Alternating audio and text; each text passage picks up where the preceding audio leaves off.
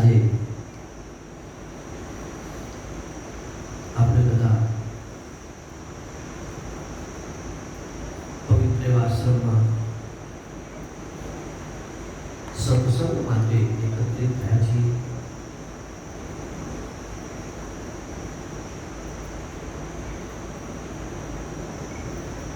વિશેષ આનંદ આજે એ વાતનો છે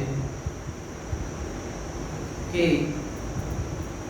જે આશ્રમમાં રહીને જેમને આશ્રમ નિભાવ્યો છે, જેમના અહીંયા પગલા પડ્યા પછી અહીંનું વાતાવરણ જે દિવ્ય બન્યું છે, એવા નારાયણદાસ બાપુની આ જન્મ તારીખ છે. એટલે એક વાત નક્કી છે કે એમની ઈચ્છાથી જ આ સત્સંગ થયો છે. આપણી ઈચ્છાથી થતું કંઈ નથી, પાકું છે. કારણ કે આ વર્ષની અંદર મેં કેટલી વાર તારીખ આપી સત્સંગની, પણ એક વખત ન આવી શક્યો. ઘણી બધી તકલીફો તો કઈ તારીખ રાખવી? આપણે તો દર 28 જ સત્સંગ હોય છે, જ્યારે કરીએ ત્યારે 28 તારીખ. પણ આ વખતે ઈચ્છા છે એવી, તો ફોન આવ્યો કે 20 તારીખ છે બાપુની જન્મની તારીખ છે. ખરેખર મારા તો ગુરુભાઈ પણ થાય અને વ્યવહારિક દ્રષ્ટિએ પણ મારે ભાઈ થાય. મને ખબર નહોતી કે આ તારીખનો જન્મ છે, અને છતાં એમના શિષ્યો અમને યાદ રાખે છે. તો આ દિવસે આપણે સત્સંગ રાખીએ અને એમને યાદ રહે.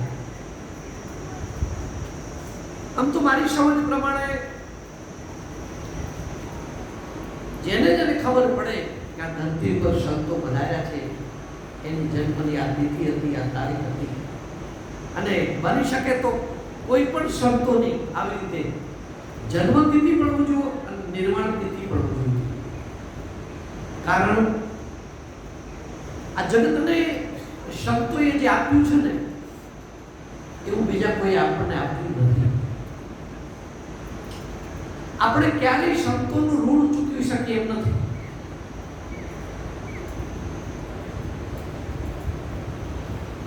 આપણે બધા જન્મીએ છીએ એ અધૂરા રહેલા કર્મ પૂરા કરવા માટે.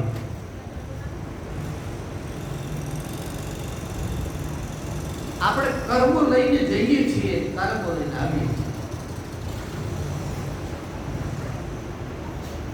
પૂર્વનું પ્રારબ્ધ ભોગવીએ તો પ્રારબ્ધ ઊભું કરીએ છીએ. એટલે આપણા બધાનો જન્મ થાય છે ને, વાસના પૂરી કરવા માટે થાય છે. ઋણાનુબંધન આપણે કહીએ, એ પૂર્ણ થાય એટલે આપણે પાછા જતા રહીએ છીએ. સંતોનો જે અવતાર છે એમાં પરાધીનતા નથી, સ્વતંત્રતા છે એમની. સંતોને જ્યારે ઈચ્છા થાય ત્યારે અવતાર લઈ શકે. ક્યાં લેવો છે એ એમની ઈચ્છાની વાત છે. આપણી ઈચ્છાની વાત નથી કે મારે અહીંયા જ અવતાર લેવો છે, હમણાં મારે નથી લેવો, એ આપણે ન કરી શકીએ. એ કામ સંતો છે, બાપુનું છે. અને એટલે કબીર સાહેબે પણ એક જગ્યાએ કીધું, ઈશ તન ધન કી કોણ બડાઈ, કહા તેવો જન્મ હો કહા પડે માટી. માણસ જન્મે ક્યાંય મોટો બીજે થાય અને પાછી ઉત્તરાવસ્થા ક્યાંક બીજે થાય અને શરીરે ક્યાંક બીજે છૂટતું હોય. આપણું કઈ નક્કી થતું. વાસનાને કારણે આપણે જન્મીએ છીએ. અને કર્મો આપણી પછવાડે છે એટલે આપણો જન્મ તુરંત થાય, સંતોનો ન થાય. સંતો સ્વ ઈચ્છાએ આવે, સ્વ ઈચ્છાએ રહે પણ ખરા. ઘણા મહાપુરુષો અવકાશમાં વિચરી રહ્યા છે, એ જોઈ રહ્યા છે. એટલે આપણા મહાપુરુષો એમ કહે છે કે કોઈ વ્યક્તિ બહુ ભક્તિ કરે, સત્સંગ કરે, સાધના કરે, ઈશ્વર તરફ યાત્રા કરે, એમાં એને કંઈક મુશ્કેલી હોય તો આવા મહાન પુરુષો જે વિચરી રહ્યા છે એને આંતરિક રીતે મદદ કરે છે, કૃપા કરે છે. અને ઘણી વખત આપણા જીવનમાં આવા અનુભવો થતા હોય છે કે આપણી મહેનત એટલી બધી ન હોય, આપણી સાધના પણ ન હોય, અને આપણી ભક્તિ તીવ્ર હોય, જ્ઞાન તીવ્ર હોય, વૈરાગ્ય તીવ્ર હોય. આપણે એમ કહેતા હોઈએ છીએ કે કોની કૃપાનું ફળ છે ખબર નથી, અને હકીકત છે કોઈ મહાપુરુષો પ્રત્યક્ષ હોય છે ત્યારે પણ પ્રગટ રીતે આપણા ઉપર કૃપા કરતા હોય છે, ત્યારે આપણે આ માર્ગમાં આગળ વધીએ છીએ. અને ઘણી વખત અપ્રગટ રીતે પણ મહાપુરુષો એ આપણને મદદ કરતા હોય છે. બધાને સમજાતું નથી હોતું. જેને તીવ્ર જિજ્ઞાસા છે, તીવ્ર ભાવના છે, એને મદદ મળે છે. એટલે સંતો કૃપા કરવાની અનેક રીત છે એમની. એ પ્રત્યક્ષ પણ કૃપા કરે, આંતરિક રીતે પણ કૃપા કરે, કોઈ શાસ્ત્ર દ્વારા કૃપા કરે, કોઈને કોઈ દ્વારા તમને કોઈના હાથમાંથી શાસ્ત્ર મળી જાય અને તમને શાસ્ત્રમાંથી મદદ મળી જાય, તમારી અધૂરતા પૂરી થાય. અને આકાશવાણી દ્વારા પણ મદદ મળતી હોય છે, કૃપા મળતી હોય છે. આંખ દ્વારા, સ્પર્શ દ્વારા અને અંતરથી સંકલ્પ દ્વારા પણ મહાપુરુષો આપણા ઉપર કૃપા કરતા હોય છે. અને અધ્યાત્મ માર્ગ એવો છે કે કેવલ સ્વ ઈચ્છાથી આમાં ગતિ નથી થતી. ભક્તિ બજારમાંથી મળતી નથી.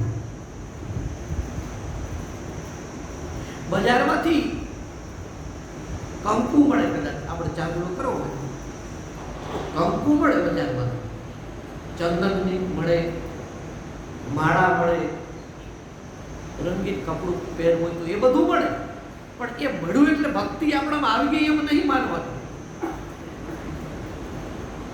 એ તો એક સંપ્રદાયના પણ ચિહ્ન છે અને એક વેશ છે ભક્તનો. ભક્તિ બહારથી આવતી નથી ને, આ વસ્તુ તો બહારની છે. ભક્તિ આપણી અંદર છે,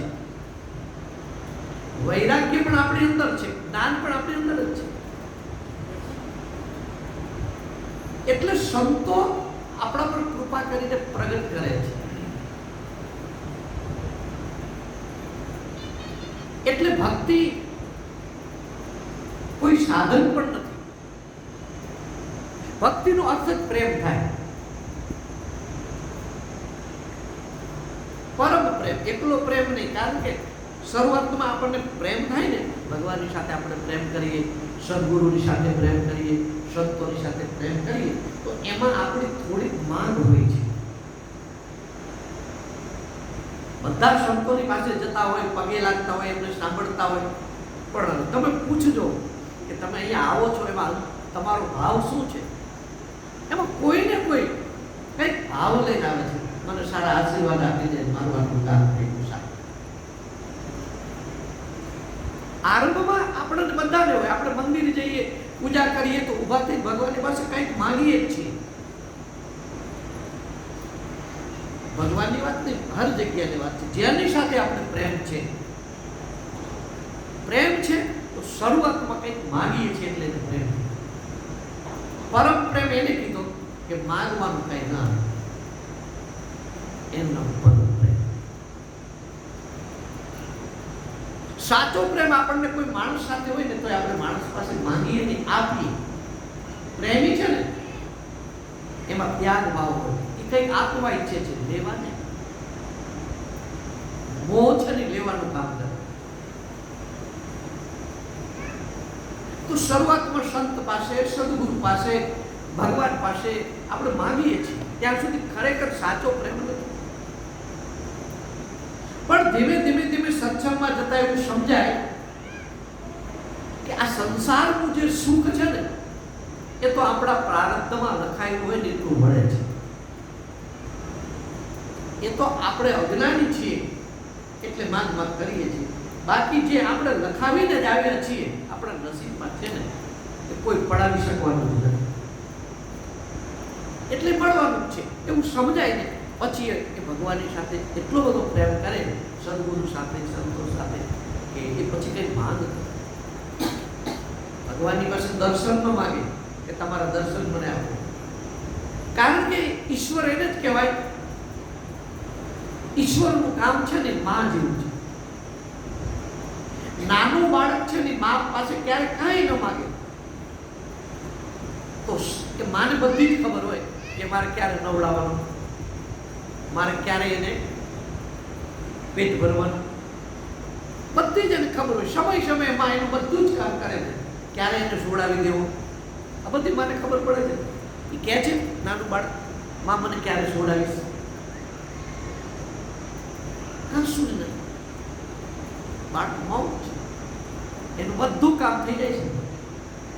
તો ફક્ત એને કહેવાય ભગવાનની સાથે એટલો બધો પ્રેમ છે, એટલો બધો વિશ્વાસ છે કે બધું ભગવાન કરે છે. હવે શું વાત? એટલે સંસારના જે પદાર્થો છે એ નથી માંગતો ભગવાનની પાસે. એને કહેવાય પાકો પ્રેમ. ગંગા સતીની ભાષામાં પાકો પ્રેમ જ્યારે અંગમાં ઉપજે પછી સાધના સર્વે સમી જાય. શાસ્ત્રોમાં પરમ પ્રેમ કીધો.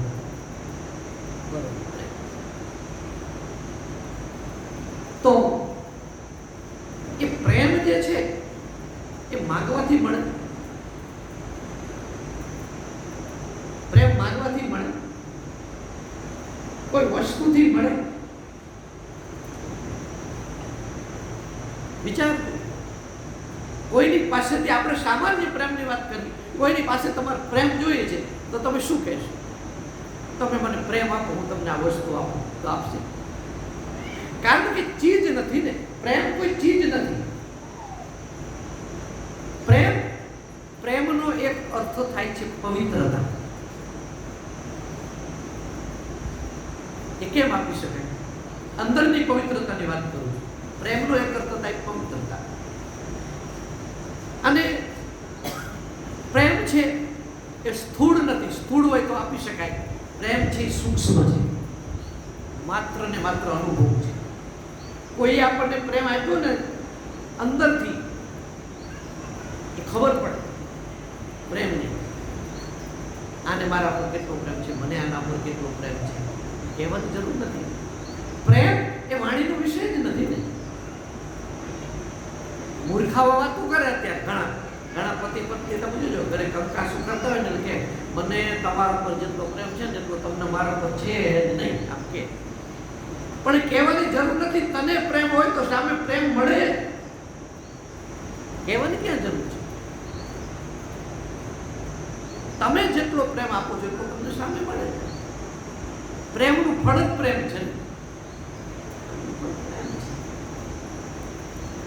તો ભાઈ ભાઈના પર પ્રેમ હોય કહેવાની જરૂર નથી. ખબર પડી. ગુરુ શિષ્યના પ્રેમની ખબર પડી આવે.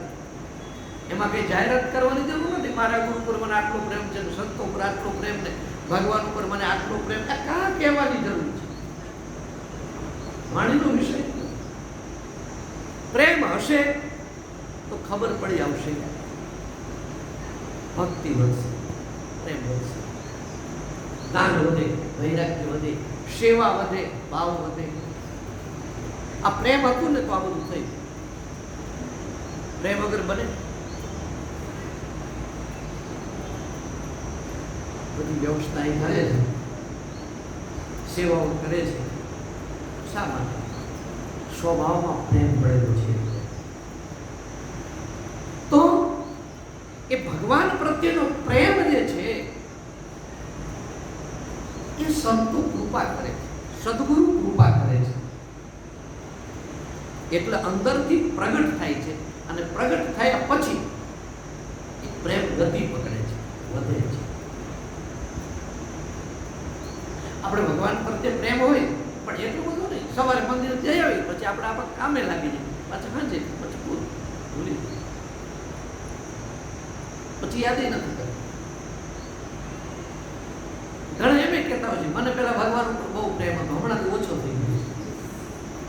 ગુરુ વિશે ઘણા કહેતા હોય છે મને પેલા ગુરુ ઉપર બહુ પ્રેમ હતો, હમણાંથી ઓછો થઈ ગયો. સંતો ઉપર બધી પ્રેમ પછી ગમે ત્યાંનો હોય, પતિ પત્નીનો હોય, ભાઈ ભાઈનો હોય, મિત્ર મિત્રનો. મને આના પર પહેલા પ્રેમ હતો પણ હવે ઓછો થઈ ગયો. ઓછો થાય પ્રેમ નો કહેવાય, પહેલા હતો જ નહીં.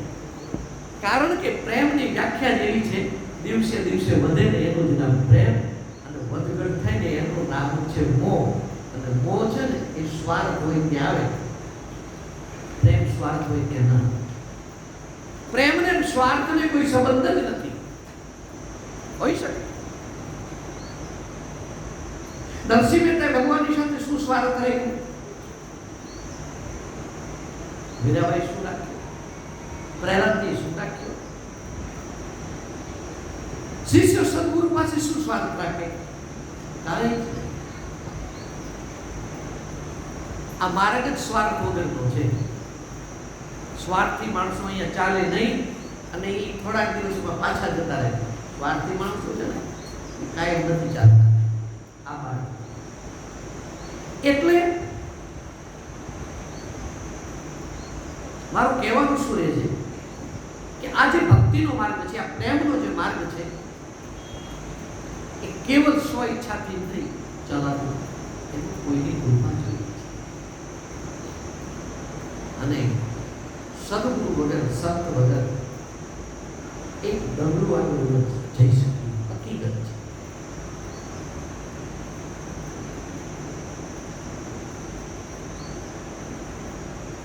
રામાયણમાં એક જગ્યાએ એવું લખ્યું છે, તુલસીદાસજી બહુ સુંદર ચોપાઈ લખી છે, શબ્દો જગતને કેટલા ઉપયોગી છે.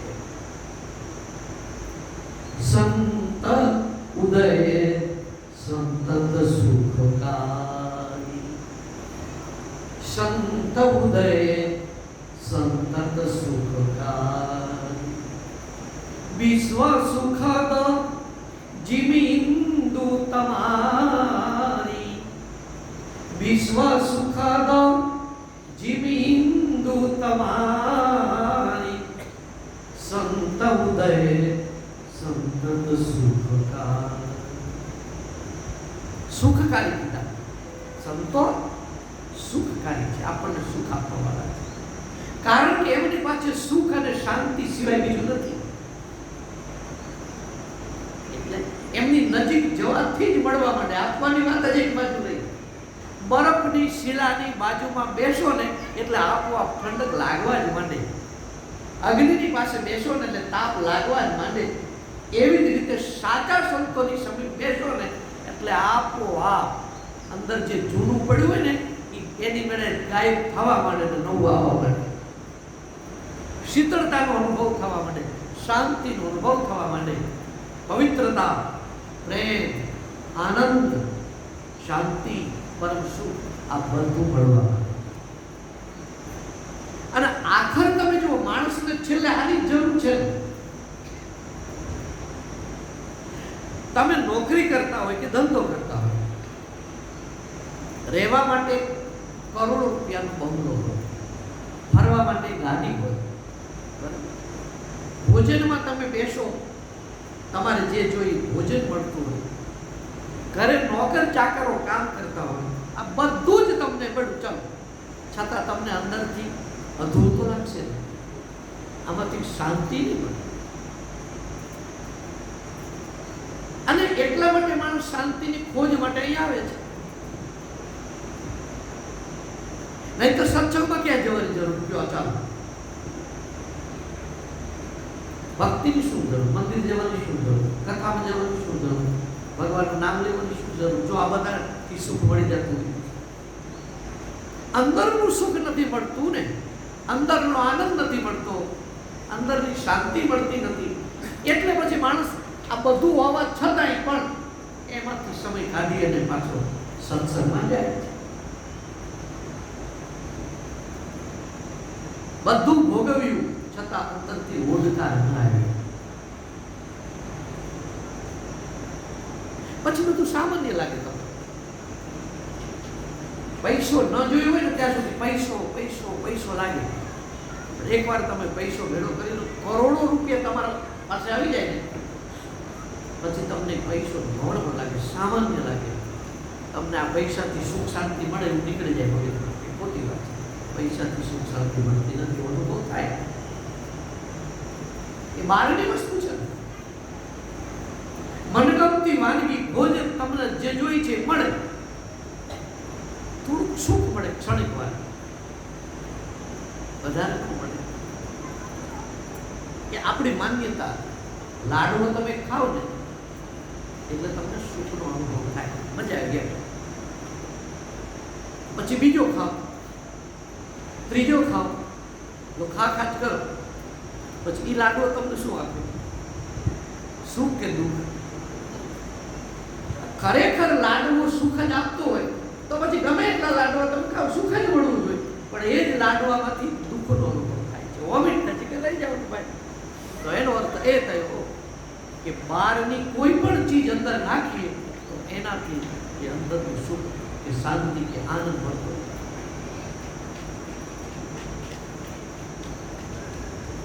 મનગમતું ચિત્ર, આંખનો વિષય જોવું, સુંદરતા તમે એકવાર જુઓ, 2 વાર 3 વાર 4 વાર, પછી કંટાળો. હવે આ ચિત્ર નથી. અંદરથી એક ઓળખાણ નહીં આવે. આ વિષયોના સુખ બધા જેવા છે, ક્ષણિક વાર સુખ આપે. દાદર જેવા કયા છે? મહાપુરુષોએ શરીરમાં દાદર થાય ને, આપણે ગામડામાં દાદર કહીએ, શાસ્ત્રોમાં દરાજ કહીએ. એટલે એને ખંજવાળ આવે. અને કેવી ખંજવાળ? મીઠી. એમ થાય ખંજવાળ મીઠી લાગે, પણ એ ખંજવાળ મીઠી છે ને 1 મિનિટની જ હોય. બાકી ખંજોળ કરો ને એમાંથી બળતરાનો જન્મ થાય. આ સંસારના બધા જ સુખો એવા છે. જ્યાં તમે ચાહ્યું હતું કે અહીંથી મને સુખ મળશે, મને અહીંથી સુખ મળશે, ત્યાંથી તમને એક વ્યથાનો અનુભવ. લગ્ન ન કર્યા હોય ને પછી ભાઈઓ એમ કહેતા કે એકવાર લગ્ન થઈ જાય પછી શાંતિ. હું પૂછું કેટલી શાંતિ? પત્ની એવું વિચારે પતિ મળી જાય પછી શાંતિ. મળી ગઈ શાંતિ. થોડુંક સુખનો ભાસ થાય 1-2 દિવસ, વળી પાછું નહીં. પુત્ર ન હોય ત્યારે એમ થાય દીકરા ભગવાન આપે તો સારું, દીકરા સારું, બરાબર. એ જ પાછા એમાંય કહેતા હોય છે ભગવાને ન દીધા હોત તો સારું. કારણ એનાથી સુખ શાંતિ ન મળે. દુનિયાની કોઈ પણ ચીજ, કોઈ પણ પદાર્થ, કોઈ પણ વસ્તુ ભોગવવાથી સુખ શાંતિ ન મળે. ક્ષણવાર સુખનો ભાસ થાય છે. એ જ વસ્તુ દુઃખ આપે છે. તમને કદાચ ખબર હશે, હવે તો થોડુંક જમાનો બદલાય, નહીતર ગામડામાં લુવારની કોણ હોય પેલા. બધા લોકો ખેડૂત લોકો છે ને, બધું દારિયા અને દાંતરણા લોખંડના ઓજાર ખેતી માટે કરવા જતા ને, ગામડામાં પેલા કોણ હોય ને દમણ બંધ પેલી કરતા હોય. પછી એક કુંડ પેલું હોય, એમાં અગ્નિ જ બળતો હોય, એમાં લોખંડ નાખે, પછી બહાર કાઢી અને લુવાર પછી એક એરો ઉપર મૂકીને એને ટીપે, પછી પકડીને આમ વાળે, ઘડીક આમ વાળે, એને ટીપે, વળી પાછો અગ્નિમાં નાખે, ટીપે. હવે લોખંડને તપવાનું તે, એ લોખંડને તાપ સિવાય લુવારની કોણમાંથી કંઈ મળે નહીં. તાપી મળે ને પાછો ટીપી જુદું, બરાબર. હવે તમે જોજો એને ઠંડક ક્યારે મળે? બાજુમાં એક પાણી કુંડી ભરી મૂકે. હવે પાછળની પેઢી તો આ કંઈ જોવામાં નહીં આવતું હોય. હવે તો ઇલેક્ટ્રિકનો જમાનો આવ્યો છે, લાવવું નથી, એટલે અમારે દેશકાળ અનુસરી દ્રષ્ટાંતો પછી બદલવા પડે. પણ તમે બધાએ જોયા છે એવું લાગે. તો લોહારની કોણ હોય, પછી એક કુંડી પણ હોય, એ તપાવેલું જે લોખંડ છે, તપેલું જે છે, એને કુંડીમાં નાખીને છમકાર વાગે અને શાંતિ થઈ જાય લોખંડ, પછી ને ટીપાવાનું બંધ થઈ જાય. જ્યાં સુધી કુંડીમાં ન પડે ત્યાં સુધી જ આગળનો તાપ એને સહન કરવાનું છે, ત્યાં સુધી જ એને ટીપાવાનું છે. પરંતુ એ કુંડીમાં પડી જાય પછી શાંતિ. બસ જો સમજાય તો આ સંસાર છે ને એ લુહારની ગોળ છે, એમાં સંસારમાં આપણે તપાવવાનું છે. 3 પ્રકારના તાપથી આપણે બધા તપી રહ્યા છીએ.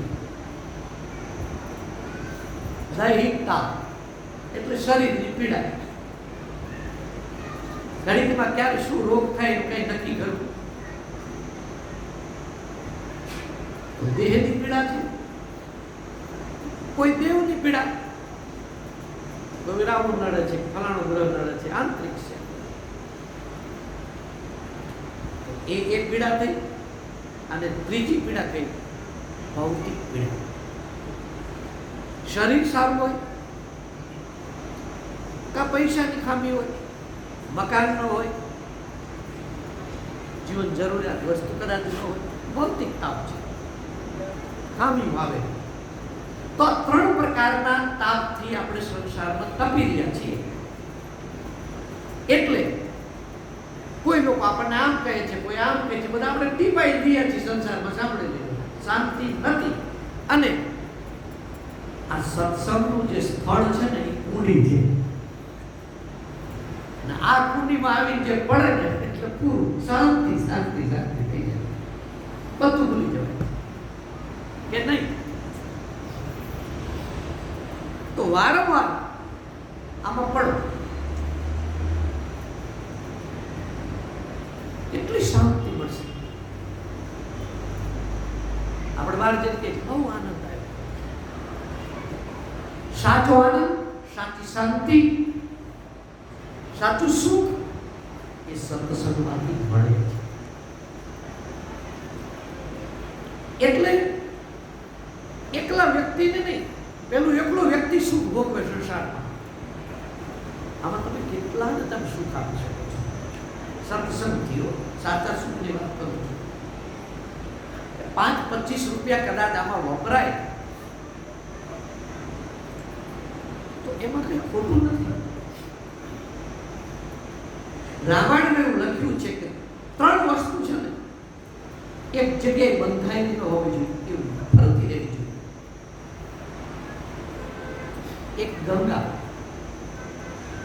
ગંગાજળ તમે લાવો ને, આજુબાજુના પડોશી માંગવા આવે તો તમારે ના ન પડે, અપાય. સારું થવાનું છે ને. એક ચમચી ગંગાજળ પૂછીએ કેટલો લાભ થશે. અમે કોઈને આપવી નહીં, અમે છે હરિદ્વારથી લાવ્યા છે. તો એક બંધિયાણમાં નહીં, ગંગા ફરતા રહેવા જોઈએ તો લાભ થાય. એક કાવ્ય એટલે શાસ્ત્ર, ભજન, મહાપુરુષે લખેલી વાણી, એને જગત માટે લખી છે, જગતના કલ્યાણ માટે લખી છે. હવે તમારી પાસે સુંદર મજાની કોઈ મહાપુરુષની વાણી આવી હોય, કોઈ ભજન આવ્યું હોય, અને પછી તમે એમ કહો કે ના કોઈને આપવું નહીં, તો શું કામ? તમે એક ભાવગીત ગાઓ, એક કીર્તન ગાઓ, અને ઘણી વખત કીર્તન કોઈ સાંભળે ને તો સાંભળવાથી પણ એને એમાંથી કંઈક માર્ગદર્શન મળી જાય તો કલ્યાણ થઈ જાય, તમને પુણ્ય મળે. સારી કોઈ શાસ્ત્રની વાત તમને આવડી હોય તો બેના કોઈ બીજા ના આપું તો શીખી જાય તો. અરે વીડો હોય ને, વીડો, હવે તો આ વીડાના દ્રષ્ટાંત તો એમાં અપાતા નથી. પાછળની પેઢીને વીડો શું કહેવાય ખબર નહીં પડે. નદી ખાલી હોય ને ત્યારે એને વીડો કાઢે એટલે પાણી નીકળ્યા જ કરે. પાણી એમાં તમે પાણી ભરી લો ને, પાણી ભરી લો તમે ખાલી ન થાય. પછી આવ્યા જગતને તમે જેટલું આપશો ને એટલું તમને મળ્યા.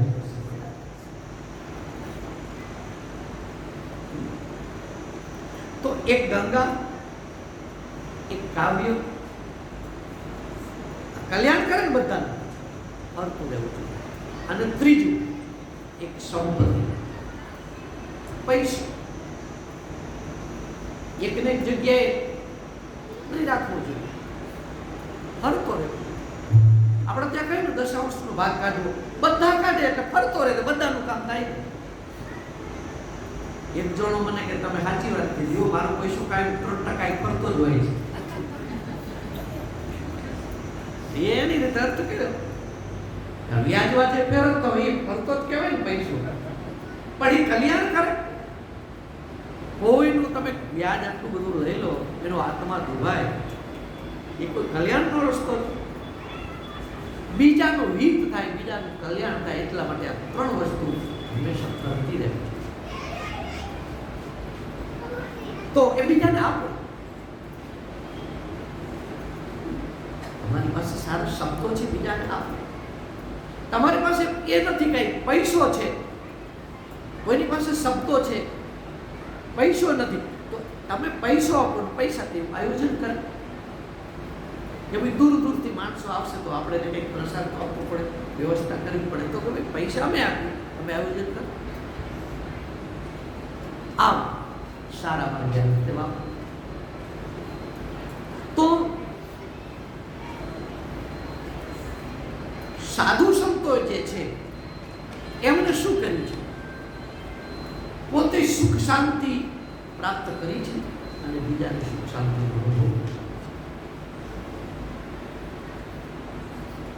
ખાલી એમની પાસે બેસવા જઈએ ને, એક વાણીમાં કહ્યું છે, શાંતિ પમાણે એને સંત કહી. આટલી જ વ્યાખ્યા થાય. જેની નજીક બેસવાથી શાંતિનો અનુભવ થાય. સંત અરે સંત ના બોલે ને તો એમની જોડે રોજ બેસવા જાવ ને એટલે અંદરથી એમ થાય કે મારે આ ન ખવાય, આ ન પીવાય, મારે આમ ન કરાય, આવું બધું આપોઆપ થવા માંડે. દુર્ગુણો ભાગવા માંડે ધીમે ધીમે ધીમે ધીમે. હું ક્યાં બેસું છું એનો વાર પડે. અને સત્સંગ મળે તો એક જુદી જ વાત છે, પણ ખરેખર બેસવાથી લાભ થાય છે. એટલે સંતોને સુખકારી કીધા. એ સુખ આપે છે, સાચું સુખ આપે છે. સંત ઉદય સંતત સુખકારી, વિશ્વ સુખદ જીવી ઇન્દુ તમારે. ચંદ્ર અને સૂર્યની ઉપમા આપી. મહાપુરુષો ચંદ્ર અને સૂર્ય જેવા છે. જો સૂર્ય ન હોત તો ત્રણેય લોકોમાં અંધારું રહે, એટલે પ્રકાશની જરૂર છે. તો સૂર્ય પ્રકાશ આપે છે, એના પ્રકાશમાં કેટલા કામ થાય છે. સંતો આપણને પ્રકાશ આપે છે. પ્રકાશ એટલે જ્ઞાન આપે છે. પ્રકાશનું બીજું નામ પરમાત્મા છે, પ્રકાશનું બીજું નામ જ્ઞાન પણ છે. સૂર્ય ન હોય તો આપણો ખોરાકનું પાચન ન થાય.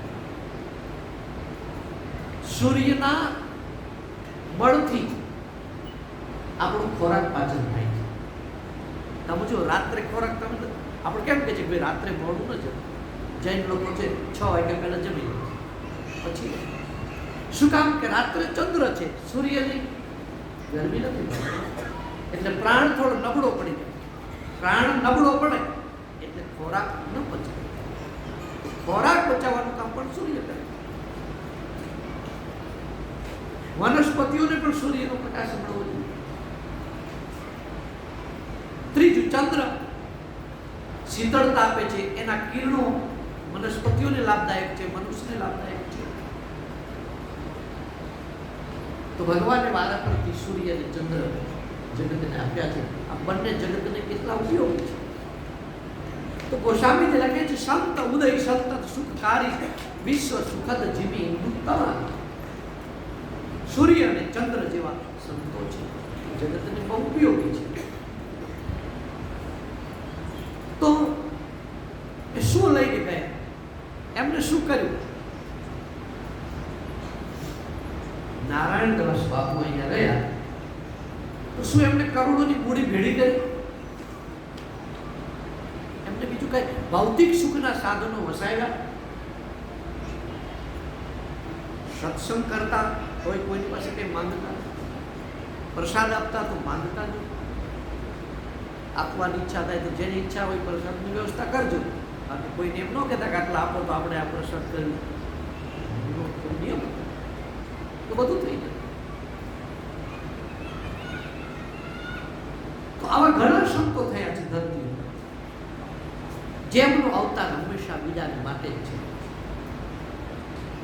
એમની આજ જન્મતિથિ હોય અને બધાને ભાવ થયો છે કે આપણે તે દિવસે જ રાખીએ સત્સંગ, તો એમની કૃપા. મારે પણ આવવાનું થયું. એટલે હકીકત છે કે આપણે ઈચ્છાથી આ કાંઈ મળતું નથી, તો પાકી જ વાત છે. કારણ કે આ વર્ષમાં 2-3 વખત તો મેં કથાના મુહૂર્ત આપ્યો, એ ભાગવત કરવું, 2-3 વખત તારીખ આપી દીધી, ફાઇનલ કરી નાખ્યું. પછી સત્સંગના કાર્યક્રમ આપ્યા, 5 દિવસના, 3 દિવસના. હું આ પડે દઉં, ચલો પછી મને તકલીફ થાય, હવે બંધ રાખો. એટલે ખરેખર કોઈ મહાપુરુષોની કૃપાની હકીકત છે. તો નારાયણદાસ બાપુએ એ જો કે ખરેખર જ્યારે એમને સંન્યાસ નહોતો લીધો, ગ્રસ્તી હતા, ત્યારે પણ લોકો એમને સરકાર કેમ બોલાવતા. એમના ગામની અંદર અતિવૃષ્ટિ થઈ હતી. અતિવૃષ્ટિને કારણે ખેતરો ધોવાઈ ગયા, લોકોના ઘર ધોવાઈ ગયા, ઘરમાં પાણી ભરી ગયેલું, કોઈના ઘરમાં કાંઈ નહીં. ત્યારે પણ એમને લોકોની બહુ સેવા કરી. સહકારીના સાહેબ હતા, અનાજ એમની પાસે હતું ને એ બધું બાંટી દીધું. એ તો પછી જોયું જશે, સરકારને જવાબ આપી દીધો. ગામની બહુ સેવા કરી. છેલ્લે સેવા સાચી છે. તમે જુઓ, આપણા ત્યાં કથાઓ આવે છે, તમે રામાયણ લો, ભાગવત લો, કોઈ પણ કથા કરીને સાંભળો, એમાં કોઈ ભક્તિ કરીને ભગવાન મળ્યા, કોઈ તપસ્યા કરે ઋષિ, પછી ભગવાન પ્રગટ થયા, માગમાં કે ને એટલે એમ કહે છે તમારા ચરણોની સેવા મને આપજો, આવું માંગ્યું છે. રામાયણમાં પુરાવા છે, ભાગવતમાં છે. હવે તમે કલ્પના કરો, ભગવાનના દર્શન થઈ ગયા પછી શું પાછું માંગવાનું હોય? દર્શન માટે તો તપસ્યા કરી અને દર્શન થઈ ગયા પછી ભગવાન એમનો કંઈક પ્રભુ મેં જે કંઈ ભજન કર્યું એ તમારા દર્શન માટે, હવે તમારા દર્શન થઈ ગયા, હવે મારી ચાકરી થઈ ગયા, હું શું માંગુ? બધાએ મોટા ભાગના એવું માંગ્યું છે કે તમારા ચરણોની સેવા. તો આ લોકોએ ચરણોની સેવા કેવી રીતે કરી? કોઈ મંદિર બાંધ્યું, એમાં મૂર્તિઓ બેસાડીને એમના પગ ધોયા, પૂજા કરી. તો એમ કે પ્રભુ તમારી મૂર્તિની સેવા મને મળે, તમારા મૂર્તિના ચરણોની સેવા મળે. એવું નથી, કોઈ મૂર્તિઓ નથી બેસાડી. તો ચરણોની સેવા એટલે શું? તમારા ચરણોની સેવા. બહુ સમજવા જેવો પોઈન્ટ. ભગવાન તો અદૃશ્ય થઈ જાય પછી દર્શન આપી તો પાછા ભગવાનની ચરણોની સેવા કેવી રીતે મળે?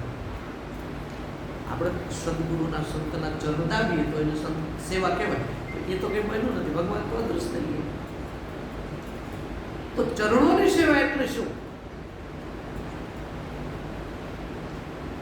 એમના જીવન તમે જુઓ તો મહાપુરુષો ભક્તો જે થઈ ગયા, એને છેલ્લું શું કર્યું છે?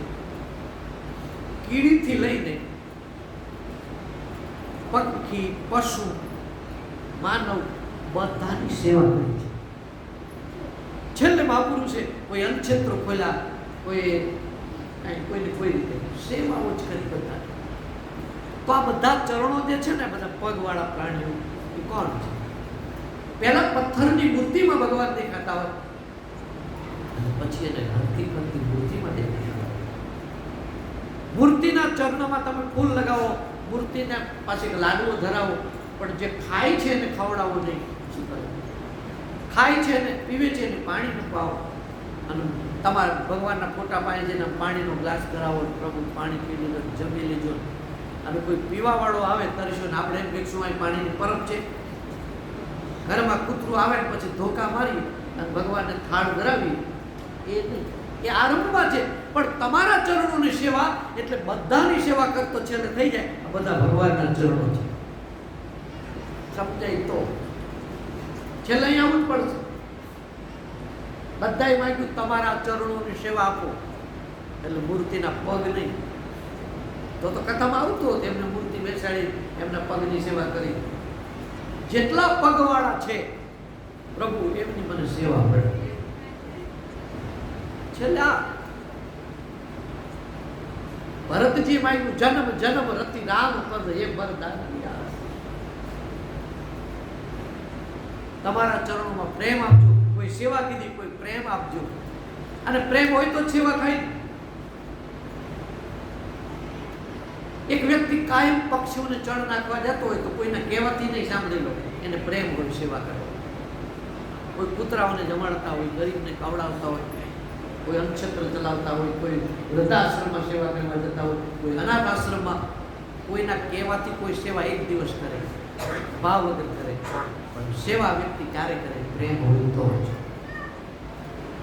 ચરણોની સેવા થઈ. તમે એકનાથજી મહારાજની કથા સાંભળી હશે. એકનાથજી મહારાજ કાયમ રામેશ્વર પર શિવલિંગ પર ગંગાજળ ચડાવવા જાય. શિવલિંગને ગંગાજળથી અભિષેક કરે. સાથે બીજા અનેક ઋષિઓ હોય. આ એમનો નિયમ વર્ષોથી. શિવલિંગ ઉપર અભિષેક કરી પૂજા કરી પછી આવતા રહે. તો એકવાર બધા ઋષિઓ સાથે એકનાથજી પોતાની પાસે ગંગાજળનું પાત્ર ભરેલું છે, બધાની પાસે છે, અને એ રામેશ્વર ભગવાન છે ત્યાં જતા. એકનાથજીની થોડીક ઉંમર વધી ગઈ હતી, બીજા યુવાન હતા એટલે આગળ નીકળી જાય. એકનાથજી પાછળ રહી જતા. વળી પાછા પેલા યુવાન સંતો ઉભા રહે, સંગત કરે. એમ કરતા કરતા દૂર આગળ ગયા. ઉનાળાની ઋતુ અને તાપ તપેલો બહુ, અને એક ગધેડો તરીસો થયો, આડોતો તો, જીભ બહાર નીકળી ગયેલી, અવાજ કર્યા કરે. એકનાથજી મહારાજે આમ જોયું, ખબર પડી ગઈ કે પાણીની જરૂર છે. તરસો થયો છે, આટલામાં ક્યાંય પાણી નથી, જીભ બહાર કાઢી છે અને આનો જીવ જતો રહેશે. એટલે એકનાથજી મહારાજ જે હતા ને એમની પાસે જે ગંગાજળનું પાત્ર હતું ને એ લઈ ગયા અને ગધેડાના મોઢામાં ધીમે ધીમે ધીમે ધીમે ધાર કરી પેલું પીએ છે ને મજા આવી ગઈ. અને તરસો હતો એટલું ગંગાજળ ખૂટી રહ્યું, પેલાની તરસ ચીપાઈ ગઈ અને ગધેડો બચી ગયો, ઊભો થઈને જતો રહ્યો. અને પેલા જે સાથે બીજા હતા ને ઋષિ, એકનાથજીને ઠપકો આપવા, કેવું પૂરક કહેવાય. ગંગાજળ તો શિવલિંગ ઉપર પધરાવવાનું હોય, અભિષેક કરવાનો, એના બદલે ગધેડાને ગંગાજળ પવાય, એને પૂરક કહે છે. તો એકનાથજી કહે કે હવે તરીસો થયો તો હું જોઈ નહોતો શકતો, મેં ગંગાજળ પહી દીધું. હવે મારે ત્યાં આવીને શું કરવાનું છે? તમે બધા જાઓ, હું પાછો વળી જાઉં, કારણ કે મારી પાસે ગંગાજળ નથી. પાછા વળ્યા. આને પેલા બધા બકવાસ કરતા કરતા જાય છે, બકવાસ કરતા, એ મૂરખ ને આમ તેમ ને બકવાસ કરતા કરતા જાય છે. એમાં રામેશ્વર ભગવાનનું મંદિર છે, ત્યાં આવી ગયું. બકવાસ સાંભળીને પૂજારીએ પૂછ્યું કે તમે શું આટલો બધો બકવાસ કરો છો? એટલે ઋષિએ કીધું, આ જુઓ તો કેટલા વર્ષોનો નિયમ હતો, આજે એકનાથજી તોડી નાખ્યો. શું કે અભિષેક કરવા બધા આવતા ને ત્યાં હવે ગંગાજળ ગધેડા જ પહી દીધું. એક ગધેડો તરસો થયો હતો, બને જ નહીં. કેમ? અરે થોડી વાર પહેલા એકનાથજી મહારાજ અહીં આવ્યા હતા અને આના શિવલિંગ ઉપર અભિષેક કરીને જતા રહેતા. પાછળ આવું જોઈજો, ગૌમુખ છે ત્યાં જાવ તો જોયું તો ત્યાં ગંગાજી બેઠા હતા. હમણાં જ ગયા તમારે પહેલા એમને અભિષેક કર્યો છે અને અભિષેક કરીને ગયા. સાચા શિવ ગધેડામાં દેખાડા ને એટલે અહીંયા ગંગાજળ પહોંચી ગયું. શિવ એમાં પહોંચે. એટલે એક વખત મને ને તમને દયા જીવ ઉપર આવે ને તો સમજો કે ધર્મ ને જાય છે. દયા ધર્મ કા મૂળ है એમ કહ્યું છે. પાપ ભૂલ અભિમાન, દયાનું નામ ધર્મ છે. કોઈ દિવસમાં 3 વાર નાઈ એમ ન કહેવાય આ તો બહુ ધાર્મિક માણસ છું, 3 વખત તો નાઈ છે. અને આપણે તો આવાની ઉપમા આપી દેવી ધાર્મિકતાની. લો ફલાણો ભાઈ તો કોકને અડે તો કે નાઈ લે, 2 પણ મંદિરમાં જાય, ભગવાનને પાકો થાળ ધરાવે, પાણી ભગવાનને પાય અને તિલક તો ભૂસાવા જ નથી દેતો. એટલે આપણે આવા આમ ધાર્મિકતાની ઉપમા દઈ દેતા હોય છે. ધાર્મિકતા નથી, ભાવિકતા કહેવાય. મંદિર જઈએ, ભગવાનને પાણી ધરાવીએ, ભાવ કહેવાય. ચાંદલો કરી સારી વાત છે, 11 કરી સારી જ વાત છે. અને એ તો એ કાલના માણસો વિજ્ઞાનને નહોતા સમજતા, એટલે આવું બધું લખી નાખ્યું કે મહિનામાં આટલા ઉપવાસ કરવા જ જોઈએ, ન કરે એને નરક મળે, એને તો આવું પાપ લાગે, કશું પાપ બાપ લાગે નહીં. તમે મોરૈયો ખાવાનું અઠવાડિયા મહિનામાં 4 વાર ચાલુ કરી દો ને કોલેસ્ટ્રોલ ન વધે.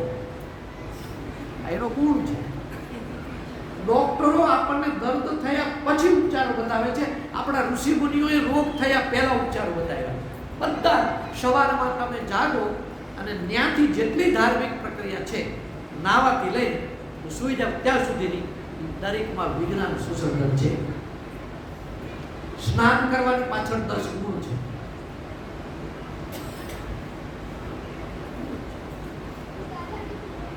સવારમાં પૂજા કરે, વહેલા ઉઠીને આપણે ચરણામત લઈએ છીએ, ભગવાનને નવડાવી ચરણામત લેવાનું. તો આયુર્વેદિક કહે છે કે સવારમાં ઉઠીને આ ઘૂંટડા પાણી પીવા કે છે. એટલે વિજ્ઞાન એમ કહે છે મોરૈયો જે છે ને ખાવાથી ચરબી ના હોય, કોલેસ્ટ્રોલ ના હોય. એટલે અઠવાડિયામાં 4 વખત એવા જવા જોઈએ મહિનામાં. અઠવાડિયા મહિનામાં 4-5 વખત માણસો મોરૈયું ખાવું. પણ અત્યારે તો ખાવાની સિસ્ટમો એવી થઈ ગઈ છે ને, એમાંય મોજ આવી ગઈ છે. એમાં તો કેટલો ઉમેરો કરે છે, એટલે ખરેખર કોલેસ્ટ્રોલ વધે. મેં તો જોયું છે કેટલાક નથી 11 હોય, કોઈ ઉપવાસ વ્રત હોય ને તે દિવસે તો એવી ફલાહારની વાનગીઓ બનાવે જ્યારે બેસતો વરસ આવ્યું હોય. તમે મોરૈયું ખાવ ને એટલે એમાં તો એટલું બધું સ્વાદ આવે ને. હમણાં એક જગ્યાએ મોરૈયો ખાધો તો મારા પૂરતો જ બનાવ્યો તો એમાં 200-250 ગ્રામ તો મગફળીને દાણા નાખી દીધા. મગફળી ખવાય જ નહીં, કોલેસ્ટ્રોલ વાળા ખવાય. એમાં મગફળીના દાણા નાખ્યા, પછી એમાં બટાટા 2-3 નાખ્યા. એટલે આપણે નક્કી ન કરી શકીએ કે શું ખાવું. એટલો બધો સ્વાદ આવે. અને એક વસ્તુનો નિયમ છે, સ્વાદ આવે ને વધારે ખવાઈ જાય. અને વધારે ખવાય એટલે તકલીફ થાય. અતિ સ્વાદ નહીં, અતિ સ્વાદ વગરનું મધ્યમ માણસ ખાય તો કઈ નહીં. અતિ સ્વાદ કરે છે. ગીતાજીમાં 6 પ્રકારની વાનગીની વાત આવી છે. 6 પ્રકારના ભોજન છે. વાનગીના નામ ના આપ્યા. 6 પ્રકારનું આપણે ભોજન લઈએ તો રોગ ન થાય. એમાં અતિ શીતળ, અતિ મીઠો, અતિ કડવો, અતિ તીખો, અતિ ખારો, ઉષ્ણ, આ બધું આવું લખ્યું છે ગીતામાં ભગવાને. હવે એમાં આપણે અતિ મીઠો ભોજન લઈએ છીએ, મિષ્ટાન.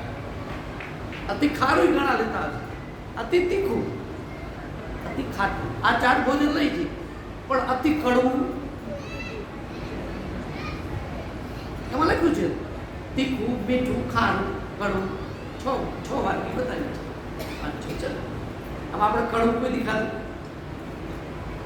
બીજું બધું અપનાવ્યું. તો કડવું ન ખાધું એટલે એમાંથી ડાયાબિટીસ થાય. પહેલા નહોતા થતા, કારણ વગર માવતર કડવાશ આપણે આપતા. કોરોનામાં કડવાશ જ ખાવી પડી હતો નહીં તોય. તો કૃષ્ણે તો 6 પ્રકારના ભોજન કરવાનું, બધું ખાવું. તીખું, મીઠું, ખારું, કડવું. તો દરેકની પાછળ એક મોટું વિજ્ઞાન હોય છે. અને ફલાહાર કરો તો એવી રીતે કરો કે શરીર આપણું જે બગડું છે સુધરી જાય, તંદુરસ્તી આવે. એનાથી એના બદલે ફલાહાર કરનાર બીમાર પડે બીજા જ દિવસે. આગલા દિવસે એટલી બધી તૈયારી કરી હોય ને, એટલું લાવી ગોઠવી નાખ્યું હોય. સ્વાદ આવવો જ ન જોઈએ. જે દિવસે ઉપવાસ હોય ને તે દિવસે સ્વાદ વગરનું બનાવો. એટલે પ્રમાણસર તમે જમો. તમે એમના મોરૈયું બનાવો ને એટલે તમારે ભૂખ ભાંગે એટલું જ તમે ખાવાના. બાકી એમાં તમે મગફળી નાખશો ને એમાં તમે પતરી નાખશો ને કેટલું બધું તેલ નાખશો ને અતિ સ્વાદિષ્ટ બનાવશો ને તમે વધારે જમશો તો નુકસાન કરશે. એટલે ખરેખર સામો છે, ગોળીઓ છે. એટલા માટે આપણા ઋષિઓ કહ્યું છે કે ઉપવાસના દિવસે એનો ઉપયોગ કરવો. દરેકની પાછળ એક મોટું વિજ્ઞાન છે. તો દેશકાળ અનુસરીને આપણા ઋષિએ બધી વાતો કરી છે.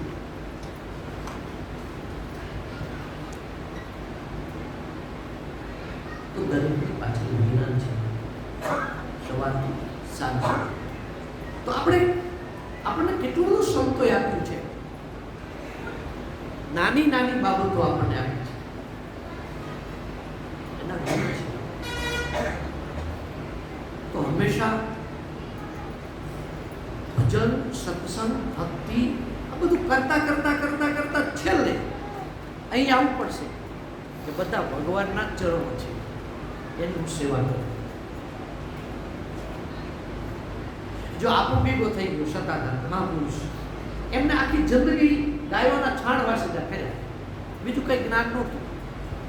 ગામડાના માણસ હતા, અભણ અંગૂઠાચાર, કોઈ વાંચતા ન આવડે, ના કંઈ સત્સંગ કરતા આવડે, અને એમને જ ગાદી આપી. બોલો તો હાથ જોડ્યા, ગુરુદેવ મને ગાદી ના આપશો, હું જીવતા સુધી ગાયોના છાણ વાસીદા કરીશ. કે ના, ગાદી તમારે શું કરવા, પણ હું શું કરું, મને કંઈ આવડતું જ નથી. કોઈ આવો તો મારે કેવું શું, કંઈ આવો બાપા જમો, બસ. કોઈને જ્ઞાતિ નહીં તારે પૂછવાની, તમે કઈ જ્ઞાતિ ના, જે કોઈ આવે ને જમાડવાનું કરે છે. કારણ કે જાતિ પૂછીએ તો એનો અર્થ એક ભેદ ઉભો થયો ને. આપણને જે ગમતી નથી એ જાતિનો આવ્યો હોય તો આપણે પાછો કાઢી, આપણે જે ધર્મને માનીએ છીએ એ ધર્મ વાળો હોય તો બોલાવીએ, નહીંતર પાછો કાઢીએ. આટલું જ કીધું હતું, કોઈને જાતિ પૂછવી નહીં, બધાને જમાડજે. તો આ બાકી કઈ આ જ કામ કર્યું છે. આજે સત્તાધારમાં જાઓ તો કોઈ નાત જાત પૂછવામાં આવે છે, બધાને જમાડવામાં આવે છે. જમાડવામાં પાછું કોઈ ભેદ નહીં કે ભાઈ 50 લાખની ગાડી લઈને આવ્યા હોય, બહુ ધનવાન હોય તો એને એનું રસોડું જુદું હોય, આમનું જુદું હોય, 10 રૂપિયા મૂક્યા હોય એનું જુદું, એવું તો કઈ છે નહીં. જ્ઞાન થઈ ગયું. એમને માત્ર ને માત્ર સેવા જ કરી બધાની. તો છેલ્લે મારે તમારી સેવાએ જવું પડશે. અને નિસ્વાર્થ ભાવે તમે ચકલાને પારેવાને ચણ નાખવા જાવ, એમાં તમે શું સ્વાર્થ રાખશો? એટલા બધું કરજો. હમણાં અમારી બાજુ બનેલી ઘટના તમને કહું. આજે 2 વર્ષ પહેલા જે લોકડાઉન નીકળ્યું હતું કોરોનામાં, તો કોઈ પણ માણસને ઘર બહાર તો નીકળવા નહોતા દેતા. હવે ઘર બહાર જે માણસ ન નીકળે એ સ્વરક્ષા હતી, પણ કેટલાક માણસો તો સેવા માટે નીકળતા ને, કૂતરાને કૂતરા નાખવા જતા, પક્ષીઓને જણ માટે, કોઈ કીડીને કીડિયારું પૂરવા જતા હતા. પણ એ કાંઈ પોલીસવાળાને કંઈ ખબર નહીં, એ તો કોઈને નીકળવા ન દીધા. એમાં એક વખત એક પીએસઆઈને યાદ આવ્યું, બધા પોલીસવાળાને બેસાડ્યા. બંનેની ઘટના કહું છું. પીએસઆઈ એમ કીધું બધા પોલીસવાળાને કે આપણે કોઈ નીકળે ને સીધા અંદર પૂરી દે છે, પૂછતા જ નથી કાંઈ. આમાં કેટલાક સેવા કરવા જતા હશે. આ પક્ષીઓ ભૂખ્યા નહીં રહેતા હોય, કૂતરાઓ ભૂખ્યા નહીં રહેતા હોય, આપણે કોઈ પૂછતા નથી.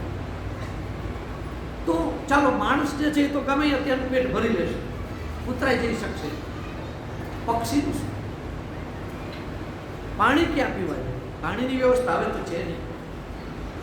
તો એ પીએસઆઈ એમના પૈસાથી ઊંડા લાવ્યા, ઝાડવે લટકાડવા. અને પોલીસવાળાને કીધું કે જેટલા ઝાડવા દેખાય ને ત્યાં સુધી પહોંચી શકે ત્યાં સુધી હું પૈસા આપું છું. અને એ પૈસા પછી તો પોલીસવાળાને જ્ઞાન થયું કે સાહેબ આવું કરતા આપણે કરવું જોઈએ.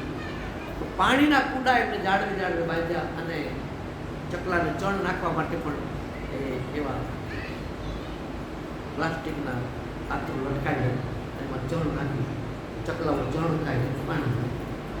તો આ એક ભક્તિ નથી? આપણે આપણું જ વિચાર કરવાનો. એ બધાને આનંદ આવ્યો સાહેબ કે આ કરવું જોઈએ. કોઈ માણસ અત્યારે બહાર નીકળતો નથી તો આવવું શું, એમ આવું બધું વિચાર ના આવ્યો. તો આ આપણે તો માણસ માત્રની ફરજ છે, હું બધાની સેવા કરું, પહોંચી શકે. એક વસ્તુ બહુ સમજવા જેવી છે. જો ઓછા ખર્ચે તમે જાજા જીવની સેવા કરી શકો. એક માણસને તમારે જમાડવો હોય ને, આપણે ડરતા કોઈ 60 રૂપિયાની થાળી ગણો ચાલો, તો 60 રૂપિયાનો ખર્ચ થયો અને એક જ આત્મા તૃપ્ત થાય ને. હવે એ 60 રૂપિયાની તમે જુવાર લાવો તો કેટલા પારેવા જમે, કેટલા ચકલા જમે, કેટલા આત્માઓ તૃપ્ત થાય. 60 રૂપિયાની તમે લોટ લાવો, એમાં થોડી ખાંડ લાવો, કેટલો લોટ આવે 60 રૂપિયાનો. અને એ તમે કીડિયા પૂરવા જાઓ, કેટલા દિવસ ચાલે, કેટલી કીડીઓ જમે, ખર્ચ ઓછો અને સેવા વધી. અત્યારે માણસ એટલો બધો સ્વાર્થી થઈ ગયો છે કે આ ધરતી ઉપર મારો જ રહેવાનો જાણે અધિકાર, બીજાની ચિંતા નથી. ગાયોની ગાડી મૂકે છે. ગામડાઓમાં બજારોમાં પહેલા કૂતરાઓ માટે ચાટ હતી, ઊંધી વાળી દીધી, ખવડાવાય નહીં, કૂતરાઓ શેરી બગાડશે. તો આ બધાની સેવા કોણ કરશે? આ બધાની સેવાનો અધિકાર આપણો છે. આ બધું ભગવાને આપ્યું છે, છીનવી લે વારે નહીં લાગે. આના માલિક આપણે નથી, એવો વિચારે ન આવવો જોઈએ આપણને. બની શકે એટલી, બધા કરે એટલે સેવા નહીં, સમયનો વિચાર કરીને પોતાના બળ પ્રમાણે સેવા કરવી. ફલાણા વ્યક્તિ આટલી સેવા કરે તો હું એટલી જ કરું, ફલાણા વ્યક્તિએ 5000 દાન કર્યું તો હું એટલું ના. તમારી શક્તિ પ્રમાણે 50 રૂપિયાની શક્તિ છે, 50નું દાન. સેવામાં પણ ભેદ ન રાખશો. મેં એક કથા સાંભળેલી. એક જગ્યાએ ચાંદીની મૂર્તિ બનાવવાની હતી સદગુરુની. બધા ભક્તોએ નક્કી કર્યું કે આપણે આપણા ગુરુની મૂર્તિ બેસાડવી છે ચાંદીની. એટલે ચાંદીનો ફાળો પહેર્યો. હવે ધનવાન માણસો તો ચાંદી તો ઘણી આપે, કોઈ કિલો, કોઈ 500, એટલે બધા લખાવે છે. હવે એમાં એક ગરીબ દીકરી બેઠી હતી સત્સંગમાં, ઝૂંપડપટ્ટીમાં બેઠેલી દીકરી. એ સાંભળ્યું તો એને એમ થઈ ગયું કે મારા ત્યાં એક 25 પૈસા ચાંદીના છે, હું આપી આવું. ગરીબના 25 પૈસા એટલે તો ઘણા કહેવાય ને. તો ફાળો કરતા હતા, રાખતા હતા. એમાં એક ગરીબની દીકરી નામ જે લખતા હતા ત્યાં આવી અને 25 પૈસા આપ્યા. એનો મારા 25 પૈસા લખ્યા. પેલા લોકો એના ઉપર ક્રોધ કર્યો, અને શરમ નથી આવતી. અહીંયા લોકો કિલો કિલો ચાંદી લખાવે છે, 500 ગ્રામ ચાંદી લખાવે છે, 2 કિલો ચાંદી, અને 25 પૈસા ચાંદીના એક તારી પાસે માવડીથી દેખાડો કરવાવી અને ઘા કરી ફેંકી દીધી. પેલી દીકરી એવી લડવા માંડી. દરેકને સોમાન ગમતું હોય, ભાઈ કોઈનું અપમાન થાય કોઈથી. પણ ગરીબ માણસો, બીજા ગરીબ માણસો જેટલું અપમાન સહન કરી એટલું કોઈ ના કરી શકે. એ બિચારી રડવા માંડી. હવે બન્યું કેવું? ચાંદીની મૂર્તિ બનાવી, પણ કપાળમાં ખાડો રહે. એટલે પછી બીજી ચાંદી પૂરી, સોની પાસે ગરમ કરી ચાંદી પૂરી દે છે, ટીપે છે, ખાડો પૂરી દે. પણ એ ચાંદી જ્યાં પૂરે ને એટલી આટલી ચાંદી 25 પૈસા જેટલી ખાડો જ રહે. ખાડો બુરાયો નહીં. ત્યારે કોઈ સદગુરુને પૂછ્યું કે આવું કેમ બને છે? એને ખબર પડી ગઈ કે તમે કોઈનું ગરીબનું દિલ ડૂબાયું કે હા. એક દીકરી નાનકડી કે 25 પૈસા લઈને આવી હતી, તો અમે એને તિરસ્કાર કર્યો હતો, ગાંધી મૂકી કે અહીંયા લોકો આટલી બધી ચાંદી આપે છે અને શરમ નથી આવતી 25 પૈસા લઈને ફાળો દેવા આવી છે? તો કે તમને એટલો વિચાર ન આવ્યો કે કિલો ચાંદી આપનાર વ્યક્તિ જો આપતો હોય તો એની પાસે છે ને આપે, પણ જેની પાસે પાવલી છે ને આપવા આવે ને તો આ કિલો બરાબર જ ગણે. માણસનો ભાવ જુઓ, માણસનો પ્રેમ જુઓ. હા, કિલો ચાંદી આપવા વાળો 25 પૈસા આપે તો એને ઠપકો દેવાય ને. હવે કે એ દીકરીને બોલાવો, અને એ દીકરીને બોલાવીને એની પાસેથી 25 પૈસા લીધા, ગરમ કરી અને સોની એક કપાટામાં પૂરી દીધા, અને એ ખાડો પુરાઈ ગયો અને મૂર્તિ તૈયાર થઈ ગઈ. ભગવાને ફેરવ્યું. જેની મૂર્તિ એ સદગુરુ એ બધી લીલા કરે. એટલે બાપ સેવામાં સૌ સરખા, દરેકનો પ્રેમનો સ્વીકાર કરતા છે. બહુ પૈસાને પ્રધાનતા ના, પૈસા વાળાને ભારે વધારે પડતા આસક્ત ન થાવ. સૌ સૌની શક્તિ પ્રમાણે, બળ પ્રમાણે સેવા કરે, સ્વીકાર કરે. તો મારું કહેવાનું શું, છેલ્લે મારે તમારે સેવાની આવવી પડશે. અને સેવા ત્યારે જ તમે કરી શકશો, એક તો હું કોણ છું એ ભૂલી જાઓ. તમે રામાયણની કથા સાંભળી છે. ભગવાનને જ્યારે ધરતી પર અવતાર લેવાનું થયું ત્યારે બ્રહ્માજી બધા દેવતાઓને કહ્યું કે તમે બધા રીછો અને વાનર બની ગયા, ભગવાન આવશે એમની સેવા કરો. એ બધા વાનર બનીને દેવ મોટા કે વાનર? દેવ જ મોટા કહેવાય, સ્વર્ગમાં રહેતા હોય એમનું સ્થાન કેવું, વાનરનું સ્થાન. પણ બ્રહ્માજીને ખબર હતી કે જ્યાં સુધી આ દેવ પણ પૂછશે નહીં ત્યાં સુધી સેવા નહીં થાય. નાના બની જાય, વાનર તો નાના ગણાય, અને બધા વાનર બની ગયા. કેવી રામની સેવા કરે. રામ એટલે માત્ર એક વ્યક્તિ ન સમજતા, રામનો અર્થ જગત થાય. રામ એટલે બ્રહ્મ, તો જગત પણ બ્રહ્મ. આખો વખત કહે કે બ્રહ્મ ને જગત બે જુદા નહીં. 40 શેર કહો કે 20 કિલો બહુ છે. જેને બ્રહ્મનું જ્ઞાન થઈ ગયું એને જગત જુદું લાગે. બ્રહ્મ ક્યાંય બેઠો છે પલાઠી વાળી? જગત એ બ્રહ્મથી જુદું નથી. એ તો જ્યાં સુધી દ્રષ્ટિમાં ભેદ હતો, આંખમાં ભરતુરી કહ્યું છે ને કે અમારી આંખમાં કામનાનો મોતોયો ભરેલો હતો ને, ત્યાં લગી આ જગત કંઈક જુદું દેખાતું હતું. એ કામનાનો મોતોયો ઉતરી ગયો ને તો આખું જગત હવે એક સરખું લાગે છે. એ તો મોતોયો છે એટલે આ સ્ત્રી ના પુરુષ ના બધો ભેદ છે. આત્મામાં તો છે ને, પણ એ બધાને ભેદ કહેવાનું નાના બધાને તો સામાન્ય હતા. હનુમાનની સાક્ષાત શિવનું સ્વરૂપ 11 પવિત્ર. કેટલી બધી સેવા કરી. હું ધનવાન છું, હું પ્રતિષ્ઠાવાન છું, હું ઊંચા કુળનો છું, હું પ્રસિદ્ધ છું, ડિગ્રી વાળો છું, હું અહીંયા સારો ન લાગુ, અહીંયા જ સારો લાગુ, આ બધું હોય ત્યાં સુધી કોઈ સેવા નહીં. યુધિષ્ઠિરે જ્યારે યજ્ઞ કર્યો ત્યારે બધાને ભાગની વહેંચણી કરી. બધા જુદી જુદી સેવા લીધી. આપણે કથા સાંભળીએ છીએ. આ બધી સેવાની વહેંચણી કરતા એક સેવા વધી, કોઈ ન લીધી કે લોકો બધા જમે, ઊભા થાય એના પતરાવડા પર ઊભા. અને ત્યારે ભગવાન કૃષ્ણ કીધું એ સેવા હું કરીશ. અને બધા મહેમાનો જે હતા એ બધા જમીન ઊભા થાય એટલે કૃષ્ણ ભગવાન પોતે પતરાવડા ઉપાડે. હવે આપણે કૃષ્ણ સમાન તો નથી ને. મોનાની દ્વારકા જેને હતી. આપણે કરી શકશું કુંવારનો નળ કનેક્શન નહીં કરી શકું બાદમાં.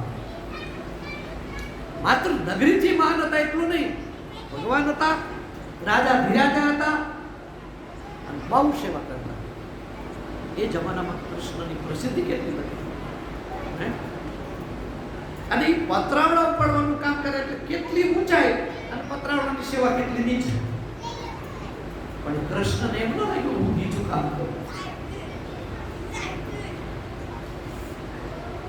આપણાથી કર્મ નીચું ન થાય એ ધ્યાન ન થાય. બસ કર્મ મારા સારા થયો, બાકી સેવા તો કરાય. હું અહીંયા મારો લાગતું છું. મને બધા દ્રષ્ટાંતો યાદ આવે છે. ભાગવતની કથા સુખદેવજી મહારાજ જ્યારે પરીક્ષિત રાજાને આવે છે સંભળાવવા માટે, આ બેઠા છે ત્યારે કથા બહુ સરસ કે દેવતાઓ બધા અમૃતનો કુંભ લઈને આવ્યા.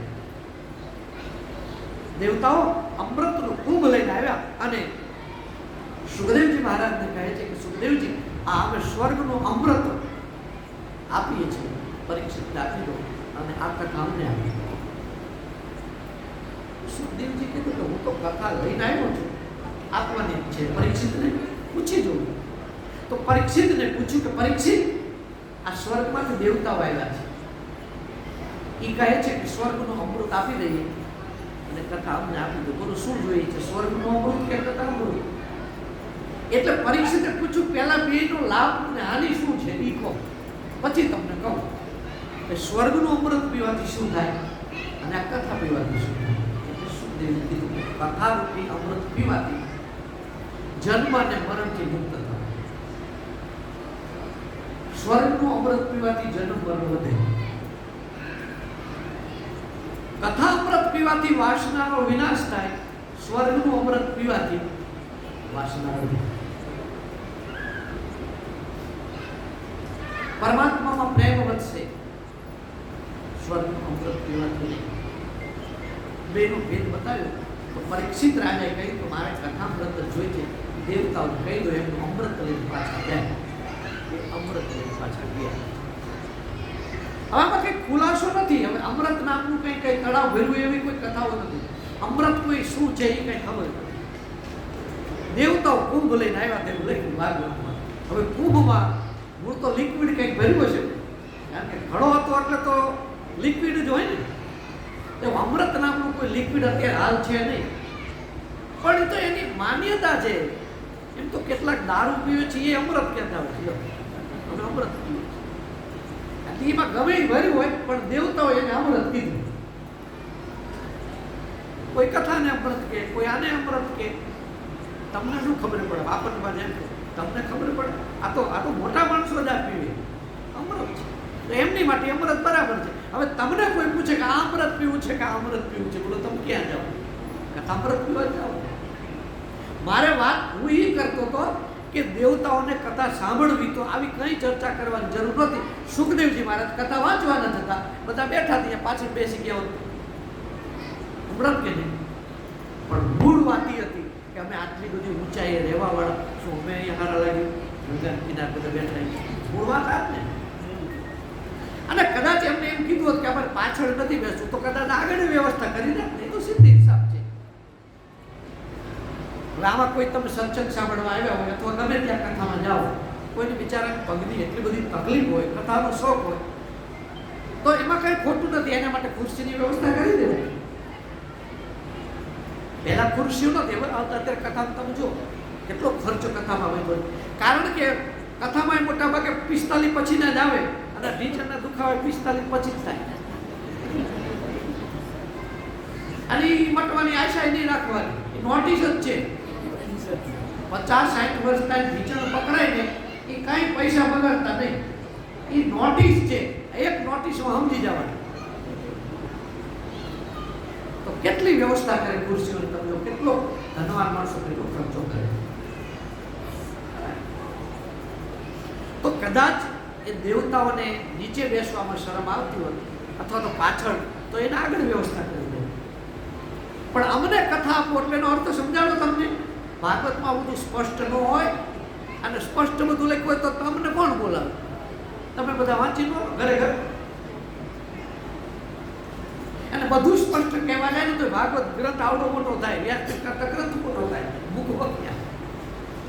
હા, દેવતાઓનું કેવું એમ થતું હતું કથા તમે ન વાંચો, સ્વર્ગમાં આવતા હોય અમને કથા આપો. આજે અમારી પાસે કોઈ ગુરુ લેવામાં શું કે અમને કથા આપો એમ કે છે ને. અમે કહીએ ભાઈ અમારે આ તારીખ અહીં આપેલી છે, ના એ તમે બંધ રાખો, અમને આપો. મૂળ વાત એ હતી કે પરીક્ષિતને નહીં, અહીંયા ધરતી ઉપર નહીં, તમે કથા વાંચવા ત્યાં આવો એમ. આનો અર્થ આવો જ થાય. અહીંયા શું વાંધો હતો? પણ એમને નહોતું મળતું, એમને શરમ આવતી હતી. આપણે અહીંયા સારા લાગીએ, ઘણા જ ન ગમે. ઘણાને મંદિર શરમ લાગે, ઘણાને કથામાં શરમ લાગે. અને શરમ લાગે એવી જગ્યાએ પછી શરમ ન લાગે. અહીંયા આપણને શરમ લાગતી હોય, એમને બધું બરાબર લાગે. તો કહેવાનો અર્થ સેવા કરવામાં નાના બની જાઓ. હું આ પૂર્ણનો છું, હું ધનવાન, પ્રસિદ્ધ નહીં, બધું કાઢી. એક ભગવાનના દર્શન કરવા મંદિરમાં જાઓ ને ત્યારે પણ ડિગ્રી લઈને નહીં જાઓ. ઘણી વખત શું થાય, મંદિરોની અંદર બહુ ધનવાન માણસ આવે દર્શન કરવા, એટલે એને તો ટ્રસ્ટીઓ પૂજારીઓ બહુ વ્યવસ્થા કરી. એકદમ અમારી બનેલી ઘટના કહું, એક પૂજારી બારણું નહોતું ખોલ્યું, ટાઈમ ગયો ગયો તો દર્શન વાળાનો ટાઈમ જતો રહ્યો, એટલે એમને પછી બારણું બંધ કર્યું પહેલા. તો એક ડોક્ટર દર્શન કરવા આવ્યા, એટલે બારણું ખખડાયું, પૂજારી આવ્યા પણ પૂજારીને થોડીક વાર લાગી. પછી જેમ ફાવે બોલવા માંડ્યા, ખબર નથી હું કોણ છું, દરવાજો ખુલ્લો રાખવો જોઈએ, આટલી વાર ન લાગવી જોઈએ, ઘણું બધું બોલ્યા કે દર્શન કરવા ગયા. પણ પૂજારી સાચો હતો, માત્ર પગાર ખાનારો નહીં. દર્શન કરી લીધા ને પછી કીધું, ડૉક્ટર સાહેબ એક વાત કહું, ગમે ન ગમે તો કાંઈ વાંધો નહીં, મને ટ્રસ્ટીઓ ન રાખે તો કોઈ ચિંતા નથી, પણ ભગવાનના દર્શન કરવા હું ડૉક્ટર છું એ ભૂલી ન આવે. પૂજારી બોલ્યા, હું ડૉક્ટર છું, ડૉક્ટર એ કોઈ, અને તમે ભક્તિ કરો દર્દીઓની સાચા અર્થમાં, તમારે ક્યાંય દર્શન કરવા આવવાની જરૂર. આ દર્શન જ ન કહેવાય. તમે કોઈ પૂજારીનું દિલ દુભવી નાખો અને પછી તમે પથ્થરની મૂર્તિ આમ હાથ જોડો તો એ ભગવાન રાજી થયો હશે. તમે કથામાં જાઓ, સારી જગ્યાએ જાઓ, મંદિરોમાં જાઓ, હું એન્જિનિયર છું, વકીલ છું, પીએચડી છું, ડિગ્રી મૂકી. અરે મંદિર સત્સંગની વાત નહીં, ઘરે ડિગ્રી લઈને ન જવાય. આ બાર પીએસઆઈ નીકળે કેટલા બીતા હોય, અને ઘરે આવે કોઈ પત્ની બીવે પીએસઆઈ, કોઈ છોકરા એના બાપથી બીતા હોય માંડ્યું કે પીએસઆઈની નોકરી કરતા હોય, માતાની નોકરી કરતા, અને પત્ની છે સામું બોલે પીએસઆઈ કે મને ઓળખાય હું પીએસઆઈ છું, એટલે ધીમે ધીમે અહીંયા નહીં કોણ તમારું જે નિવાસસ્થાન છે ને અહીંયા પીએસઆઈ બની નહીં. હકીકત છે, ઘરે ડૉક્ટર બની ન રહેવાય, ઘરે પીએસઆઈ બની ન રહેવાય, ઘરે કાંઈ સાદા બની રહેવાય. હારા ડિગ્રી વાળાને બહેનોએ હિંચકા નાખતા કરી દીધા. જાવનો પુણ્યો રોવે છે, કાં ખાવાનું મોડું થશે, નાખો હિંચકા, કોઈ હિંચકા નાખવો પડે ને, એ બધી ડિગ્રીઓ મૂકી ન હોય તો પછી અહીંયા તો ડિગ્રી છે ને કથા સત્સંગમાં. એટલે સેવા જેને કરવી છે એને નાના બની સેવા કરવી. બધા જ દેવતાઓ વાનરાઓ બની ગયા હતા, ભગવાન કૃષ્ણ રાજાધિરાજા હતા, તો બધાના પતરાવડા ઉપાડવાની સેવા કરી. અને પછી સેવા કર્યા પછી એ સેવા તમે કરી ભૂલી જાઓ, એ જ સેવા છે. નહીતર પાછું આ તો એક દુર્ગુણ પટન બીજો ઊભો થાય, સેવાનો પાછો અભિમાન આવે તો શું કરવાનું? જે કંઈ સારું કાર્ય કરો છો ભગવાન કરાવે છે, નિમિત્ત એનો અહંકાર કરાવે છે.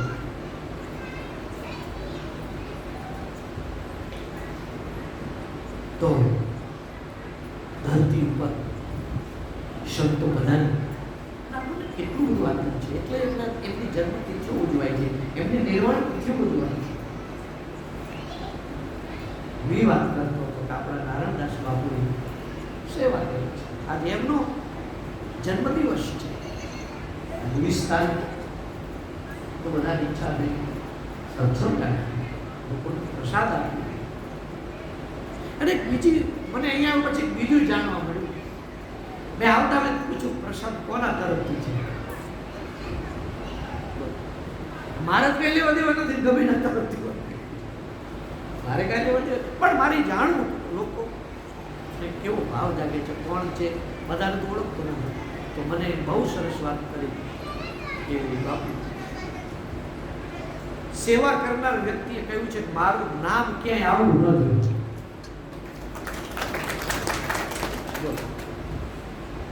નહીં તો ઘણા ભૂલી ગયા હોય તો પાછા 3 વખત માઇકમાં કાંઈ તો પૈસા નહીં આપવો, મારું નામ નહોતા બોલ્યું. અમે હરિદ્વાર કથા વાંચવા ગયા ને તો એક મંડળ આવ્યું હતું, તો એ રસોઈ બોલ્યા એમના તરફથી કે ભાઈ આ આવતીકાલની રસોઈ અમારા તરફથી, પણ એમને એક ખુલાસો કર્યો કે પૈસા ઘરે જઈને આપશો, અત્યારે નહીં. કે કાંઈ વાંધો નહીં.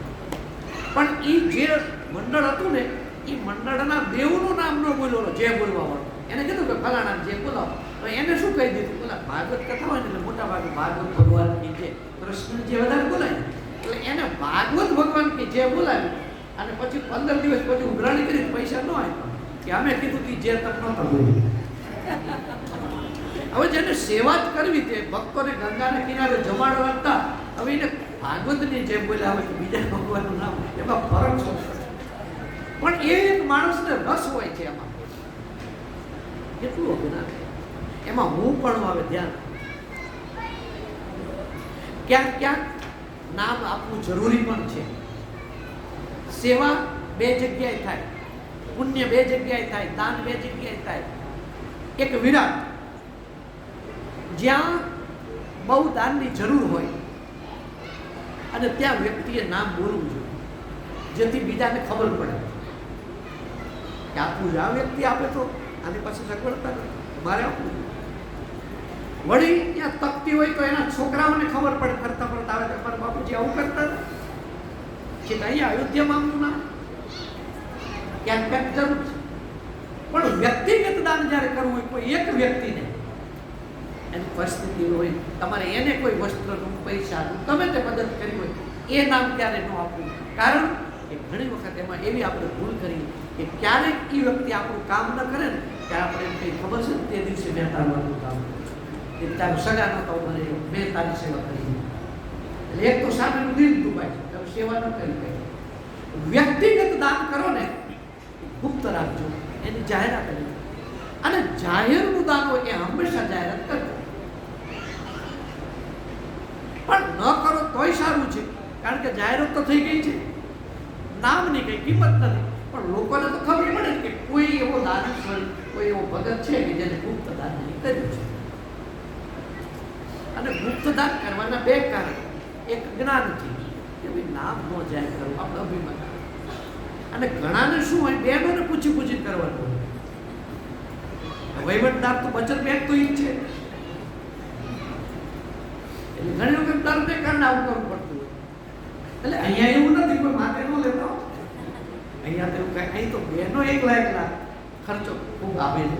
પણ આવું ઘણી વાર મેં જોયું છે. તો પુરુષને કંઈક કરવું હોય ને તો 3-4 વખત પૂછવું પડે. પહેલાં તો કેટલાય વખાણ કરે.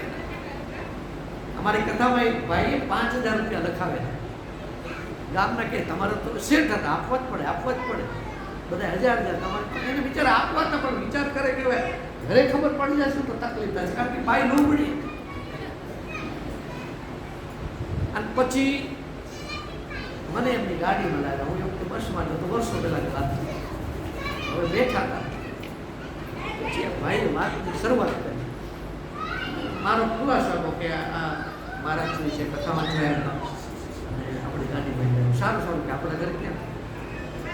પછી એને કીધું કે અમુક વસ્તુ શું બીજાની હાજરી કોને એટલે બચી જવાય ને. બીજાની હાજરીમાં તો ભક્તિ કંઈ બોલે નહીં. અને આને કેવી રજૂઆત કરી કે મેં ફંડ ફાળો થતો હતો ને એટલે તારા બાપાનું નામ લખાયું છે. એને બાપુજીનું નામ લખ્યું, તારા બાપુજીનું નામ. સારું લાગે ને, તારા બાપુજીનું નામ લખાયું 5000. કે કઈ વાત સારું કરે, બસ હકીકતમાં એને બાપુજી નામ નહોતું લખ્યું. પણ મને ખબર પડી કે હું બેઠો હતો ને આપણે તો કંઈ બોલવું નથી કીધું. પણ એમ કેમ રીતે બિચારા 5000 રૂપિયા તો હારી જગ્યાએ ગયા છે. એટલે ઘણી વાર આવું બને. પતિ પત્નીનો સંબંધ છે ને એ માત્ર ને માત્ર મહોત્સવ માટે નથી, પતિ પત્ની જોડાયેલો શબ્દ છે. એટલે એટલા માટે લગ્ન થયા પછી સ્ત્રીને સ્ત્રી નથી કહેતા, માત્ર પત્ની નથી કહેતા, ધર્મ પત્ની કહે છે. ધર્મનું કાર્ય એકલો પુરુષ ન કરી શકે, એકલી સ્ત્રી ન કરી શકે. બંનેની જરૂર પડે છે. પુરુષમાં વિવેક વધારે હોય, સ્ત્રીમાં સ્નેહ વધારે હોય. વિવેકના આરે પ્રેમની બહુ જરૂર છે. પુરુષમાં થોડી ખામી હોય છે અને સ્ત્રી પ્રેમમાં વધારે હોય છે. એટલે પ્રેમ અને વિવેક બે ભેગા થાય ને તો ધર્મ કાર્ય કરવામાં મજા આવે.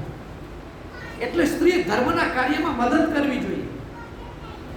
લગ્નના ફેરા હોય ને ત્યારે 4 ફેરામાં પુરુષ ચાલે છે ને સ્ત્રી પાછળ પાછળ ચાલે છે ને પગલે પગલે. એ આ પગલે નહીં, એનો અર્થ એ થાય સ્વામી તમે જે આજ્ઞા કરશો ને આજ્ઞા હું ચાલીશ, હું તમારા પગલે પગલે ચાલું છું. એનો અર્થ એ કે જે કંઈ કાર્ય કરશો એમાં હું તમારી પછવાડે જ છું, પાછું વળી કાંઈ જોવાની જરૂર નથી, હું તમારી સાથે જ છું. તમે જે સારા કાર્યો કરશો એમાં મારી મદદ હશે. આ પગલે પગલે ચાલ્યા કહેવાય. બાકી આમ પગલે પગલે ફેરા ફર્યા હોય કાંઈ પણ ધર્મ કાર્ય થવા ન દે તો ફેરા ફરવાનો કોઈ અર્થ નથી. સુખમાં દુઃખમાં સાથે જ. તો ધર્મ કાર્ય કરવામાં બંનેની જરૂર પડે છે. એટલે મારો કહેવાનો શું, આપણા બાપુએ સેવાનું કાર્ય કર્યું છે. આજે એમનો જન્મદિન છે, ફોન આવ્યો અને બહુ આનંદ આવ્યો. અને કોઈ પણ સંત તમારા ગુરુ હોય, તમને એવું લાગે ભલે ત્યાં નથી ક્યાંય સત્સંગ કે એવું કંઈ થતું, જ્યાં થતું હોય ત્યાં વાપરવા જાય. મહાપુરુષોની તિથિ ઉજવો, અર્થાત તો એમના પણ સેવા કરતા. આમ નામ શબ્દ આપણો સનાતન ધર્મ ચાલે. જો અહીંયા બેઠા છો ને બધા જ 45 વર્ષ પછીના છે. કોઈ 2-5 હશે નાની ઉંમરના, બરાબર? નાની ઉંમરના કેમ નથી આવતા? એવું નથી, બધા નોકરી જ કરે છે. મોબાઈલ હવે કેમ પૂછવા નહીં દે. અને હજુ જો પાછા નહીં મળે ને તો મોબાઈલ આ યુવાનોને ક્યાં લઈ જશે એનું કોઈ નક્કી નથી. મોબાઈલ તો એક સારી વસ્તુ છે, સગો ભાઈ છે, સગો મિત્ર છે, ઘણી મદદ કરે છે આપણને. પણ મોબાઈલનો રોગે એટલો બધો માણસને ખોટો લાગુ પડી ગયો છે. તો મેં તે જોયું છે કે આપણા ઘરે મહેમાન આવે ને આપણે ખુરશી પાથરી દે, પછી પાણી આપે, આપણે આ ખુરશી બેઠાવી, સામે ખુરશી બેઠાવે, કઈ વાત ન કરે, બે ખિસ્સામાં કાઢી આમ કરતા. કેવો રોગ લાગુ પડે. તમે જ્યારે જુઓ ત્યારે આમ કરતા હશે. છટકી ન જાય તો આમ જરૂરિયાત વગર, જરૂર હોય તો જરૂર છે, જરૂર વગર આનો ઉપયોગ ન કરાય. આ નુકસાન પણ એટલું જ કરે છે.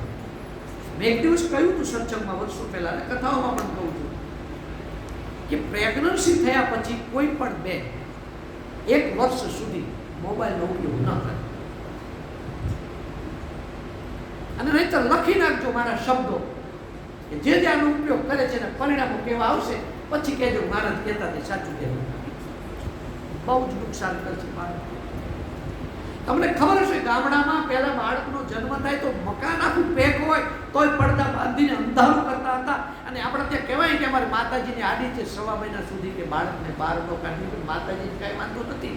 એ ગર્ભની અંદર 280 દિવસ અંધકારમાં રહ્યો છે, એને પ્રકાશમાં ન લવાય, બહારનો પ્રકાશ આવે તો આંખ જતી રહે છે. આ વૈજ્ઞાનિક કારણ છે. તમને એમ થાય કે આ સત્સંગ કરતા કરતા આવી વાતો જતા રહી. આને સત્સંગ ન કહેવાય. સાચી વાતોની જે જરૂર છે એ સત્સંગ જ કહેવાય.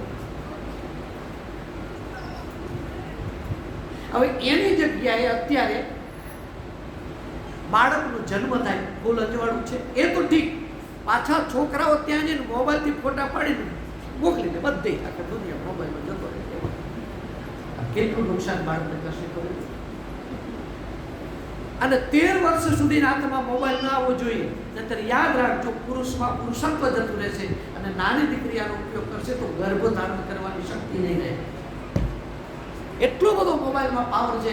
હવે કલ્પના તો કરો, એક વ્યક્તિ મુંબઈ બેઠો બેઠો બોલે છે, તમે અહીંયા છો અને ઝડપીથી તમે સંદેશ આપી શકો છો, લઈ શકો છો, વાત કરી શકો છો. એનો પાવર કેટલો છે પછી તમારા શબ્દ છે કરોડો કિલોમીટર પહોંચાડી દે છે.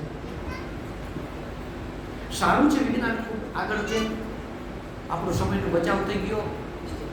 પહેલાં લોકોને સંદેશો આપવા જવું પડતું હતું, બહુ સારું છે. પણ આપણો વિકાસ થવો જોઈએ એટલું યાદ રાખો. અને એટલે પાછળની પેઢીને સત્સંગની બહુ જરૂર છે. આ સત્સંગના અભાવે વૃદ્ધાશ્રમો ખોલ્યા છે.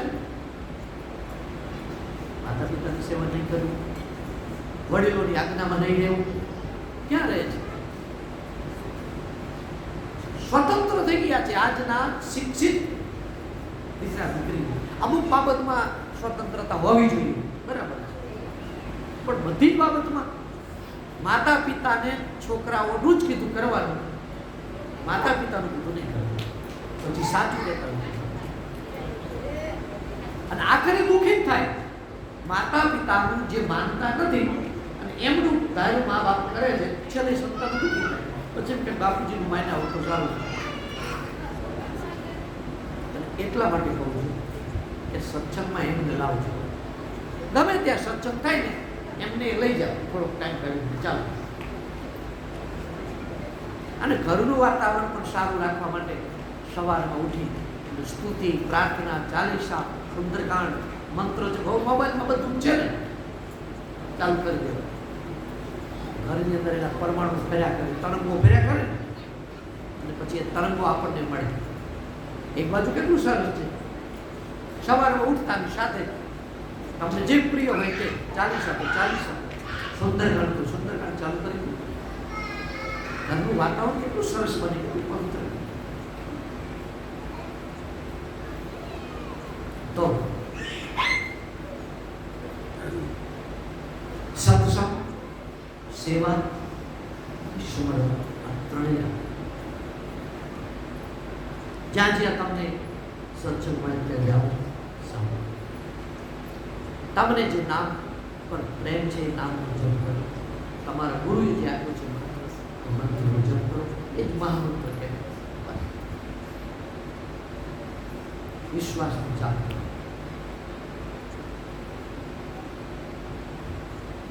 તો સંતોએ આ જગતને ખૂબ આપ્યું છે અને સંતો હંમેશા રહેવાના છે. આજે બાપજી આપણા જતા રહ્યા 3-4 વર્ષ થઈ ગયા છે, 5 વર્ષ, 5 વર્ષ થઈ ગયા છે. હજુ એમની સતત સ્મૃતિ રહે છે. અને એ હતા એકથી ને વિશેષ અત્યારે જાગૃતિ આવી છે આશ્રમની. આ લોકોએ કેટલી સેવા કરી છે. અત્યારે તો પાછું અનક્ષેત્રનું બોર્ડ માર્યું છે, બાર બોર્ડ લગાવ્યું છે કે અહીંયા અનક્ષેત્ર ચાલુ છે. કેટલી એમની ઊંચી ભાવના છે. આની બધી એમની ઈચ્છા હશે, નારાયણદાસ બાપુની પ્રેરણા હશે. નહીતર આજે હું જે આવું મેં કહ્યું મોબાઈલના જમાનામાં, કોમ્પ્યુટરના જમાનામાં ટાઈમ નથી હોતો. પૈસા નહીતર આપવા સહેલા છે કે ભાઈ હાલો 25,000 મારા તરફથી નક્ષત્રમાં તમે આવું કરજો. પોતાએ રસોઈ બનાવી, પોતાએ પીરસવું, આ જેવું તું કામ. તો આજે મને બહુ આનંદ થયો છે. છેક દૂરથી આવ્યો. ધીમે ધીમે ભગવાનને પ્રાર્થના કરું છું મને જલ્દી સત્સંગ કરો તો કરી દેજો, કારણ કે પ્રોબ્લેમ ઘણા થયા સારી ઈચ્છા છે નારાયણદાસ બાપુની.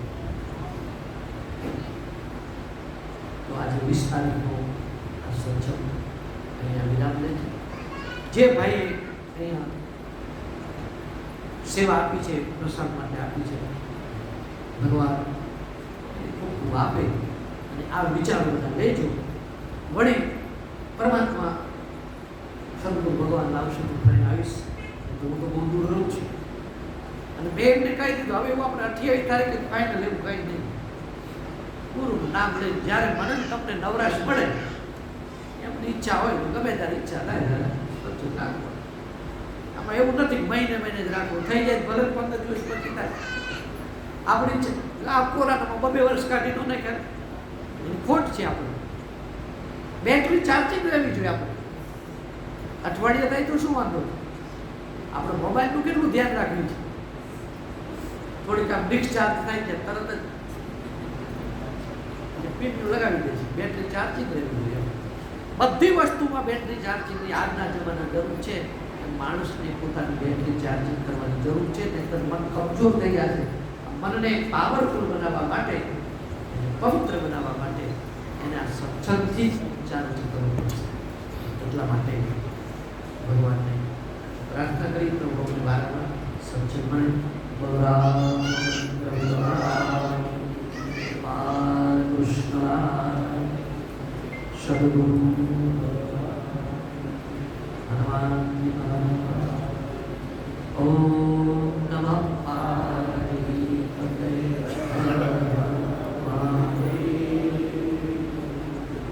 नाम स्मरण करी પછી બધી વ્યવસ્થા શ્રી રામ જય જય રામ શ્રી રામ જય જય રામ શ્રી રામ જય જય રામ શ્રી રામ જય રામ શ્રી રામ જય